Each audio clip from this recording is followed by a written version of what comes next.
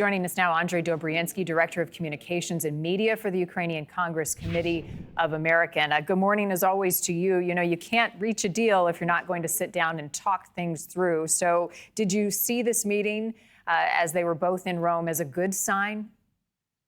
Everybody is greeting this as a good sign, especially our dear friends in the Catholic Church who saw Pope Francis's, hands from the beyond on this, trying to make sure that leaders sit down and talk with each other.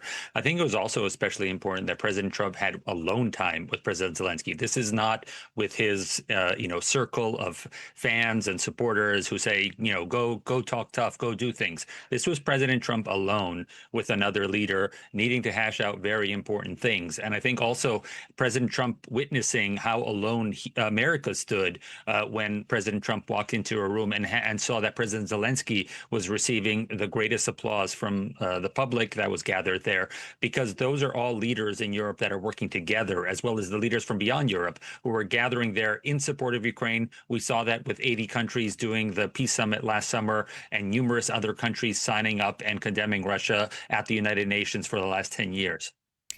President Trump did indicate he thinks President Zelensky is ready to give up Crimea. First of all, the significance of Crimea. Can you talk about that, Andrij?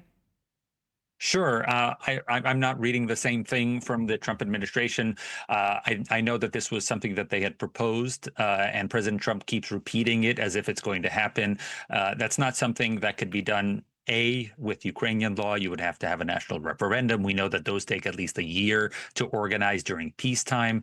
We have so many laws on the books in the United States recognizing that Ukraine has sovereign territory. We have 2 charters on strategic partnerships with Ukraine, specifically recognizing Ukraine's sovereignty over their own borders, not to mention all the European countries and other countries in the world who have laws on the books sanctioning people who decide to recognize Russia's occupation of Crimea. So this is not something like in a business deal that you can throw in at the end and say, hey, how about we give away a part of your sovereign territory? This is something that's a little bit more complicated. And I think this is why a lot of people, including members of President Trump's first administration, not least of which Secretary Pompeo, who made the declaration that the United States will never recognize Russia's occupation of territory, point out that there are many other territories in the world that the United States doesn't recognize occupation for many, many decades.